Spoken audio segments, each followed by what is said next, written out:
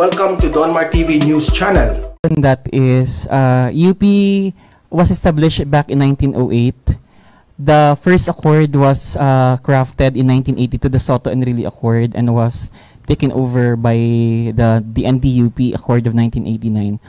Before the accord, may academic freedom ng UP eh. So UP has been free to choose whom to teach, who to teach, when to teach. Even before the accord, may academic freedom na yung University of the Philippines. So, napaka-question, no, in what way would this abrogation of the UP-DND Accord na mababiolate yung academic freedom? So, let's say, if we follow their logic, ibig sabihin ba, before the accord, since 1908 hanggang 1982, walang academic freedom ang University of the Philippines? That doesn't make sense. Kasi UP has been a bastion of academic freedom. It's free, the freedom of thought, freedom of criticism, kahit ano gusto mong pag-aralan at saka malaman sa loob ng institution, you're free to learn all things that you want. Even before the accord was crafted and was agreed between DND and the University of the Philippines. So, siguro yung ganitong situation ngayon na nagiging issue yung UP-DND Accord. Kasi in the first place, hindi naman lahat ng UP students aware na may UP-DND Accord. Nung panahon ko sa UP, only members of these left-leaning organizations ang may malalim na kaalaman what the accord was back in 1989. And we always use this every time na may tingin kami or may intuition kami na we might be under surveillance, our activities might be being monitored, no, by ROTC, by RCDGs, or even by regular army units na pumapasok sa university because of some official transactions or business. So yung according parating ginagamit as an excuse for them not to intervene or intercept or suppress any activities na ginagawa ng mga organizations na critical nga, no, sa any social issues. Well, of course, sa part ko naman, I've been a member of several organizations that are critical to the government na hindi lang siya purely legal, no. There are organizations inside our educational institutions na may underground component supporting the armed struggle of the NPA, and that is a fact. No, isang truth yan. That's a real existing circumstance sa loob ng University of the Philippines and any other schools na mayroong existence and presence ng ganitong mga organizations. Now, yung sinasabi nilang, yung kiniklaim nila na suppression of academic freedom, actually that's not suppression of academic freedom eh. That's suppression of their subversive activities or any hidden agenda inside the university. Kasi, for example, ako, I'm a member of the CPP or member of the KM, or I'm a sympathizer of the NPA, organizing students inside the university to recruit students for the NPA. What would I feel if may militar o police sa loob ng university? Of course, I will feel anxious. No, mababahala ako kasi pag ginawa namin itong mga activities na to, pwede kaming mahuli, no, pwede kaming pwede nilang malaman yung underground kasi kaya nga siya underground. It should remain underground at all costs. Now, if there's a presence of of the PNP or the AFP inside the university, their activities, their illegal and subversive activities, that's the thing that will be suppressed instead of the academic freedom.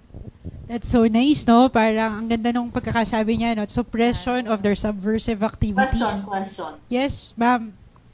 Yes, Yusek Lorraine. Question.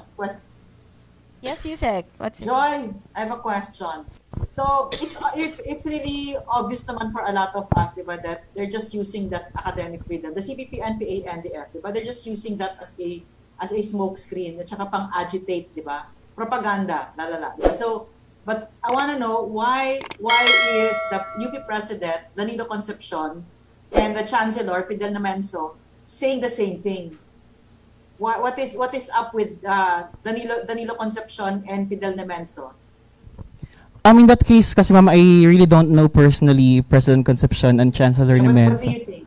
What do you think? One way that we can, for me personally, as a former member of the CPP-NPA in the University of the Philippines, one thing could be he might not have any knowledge about my concrete existence ng ganitong mga organizations sa loob ng UP system. Siguro there is a gap of information dissemination sa loob mismo ng UP administration, might as well with the UP Board of Regents for them to concretely understand na may maganitong pangyayari talaga. And the best way we can deliver the message is to have actual and living bodies of UP students who became members of the NPA that could testify na meron talagang mga ganitong circumstances. So that could be one reason we might have to extend further our arms of information to the University of the Philippines officials. Or second possibility could be the UP administration might be influenced by the operators of these organizations under the blanket of the CPP, NPA, and NDF.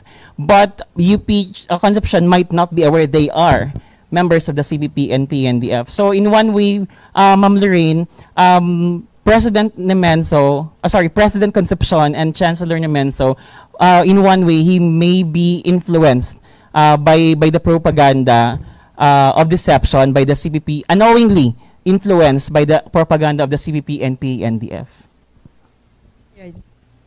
Can I say something? Yes, you Secretary. Can I say something? Okay. I'm a UP graduate, so I'm very familiar with what goes on there. I know what it feels like. Okay, so and I know that before we can change something, we have to tell the truth about it. Okay, so I know maybe it's the politically correct response what you just said, Joy, but a lot of it we need to tell the truth kasi, diba? So is it also possible? Hindi kasi kilala ko yung mga nandiyan sa UP eh. Posible talaga kasi I've heard that President Danilo Concepcion and Chancellor Fidel Nemenso are also afraid, di ba? Because these are very intelligent people. I know Fidel Nemenso is a friend of mine. Very intelligent people. So why is he making this about academic freedom when it's quite really obvious that it's not, diba? It doesn't have anything to do with academic freedom, diba? So, and we all know the CPP, NPA, NDF, mga terorista talaga yan, nananakot sila, diba? So, that's possible, diba? Na tinatakot din sila and takot sila, right? I agree po, Ma'am Lorraine, na that could be a third reason no, na UP officials understand and recognize the capacity of the radicals once they execute their maximum capacity. For example, anarchism might happen inside the university, same with what happened during the 1970s. Ano pa ba? For example, isang example din what happened in another school in PUP na the student power na sinasabi na radical students can go to an extent of anarchism because of their idealist point of view. So siguro ma'am yan isang possible reason din po talaga ma'am no na this UP and PUP and other school officials are also afraid. May takot din sila sa sa capacity of the radicals inside the universities given na they are also their constituents. Parang ganun siguro. All right. Thank you, Yusek Lorraine. Thank you, Kami. I mean, understanding what you said, no? Iba kasi nagagawa ng fear sa isang tao, no? Na nabibend din yung principles. Ma'am Mika, Major Frank wanted to add something sa sinabi ni Kami yan. Yes, Major. Given na po na, no, na yung historical context ng sinabi ni attorney kanina na reason, may estudyante na hinuli, sabi ni Amihan, natatakot sila sa mga surveillance, mga intelligence activities, whatever. Given, sige, bigyan na natin yon. That's a valid reason. Okay lang yan. Yan ang ginagamit nila. But mayroon kaming nakitang bias dito eh. Sabi nila, academic freedom. Freedom to learn everything, freedom to accept knowledge. Maraming beses ang Armed Forces of the Philippines na nag-communicate sa University of the Philippines and similarly sa PUP. Mayroon ang civil military operations natin, mayroon kami activities ng mga forums because we understand that part ng radicalization process is putting defenses in the minds of the vulnerable, especially yung kabataan, lalo na yung mga first year students. So we normally do that forums, mga fora, Pero because of that accord, nahihirapan po kaming pumasok sa mga universities. Sometimes may history kami na General Esperon himself, when he entered the university, nagsalita siya doon. Paglabas niya, binato siya ng mga kamatis.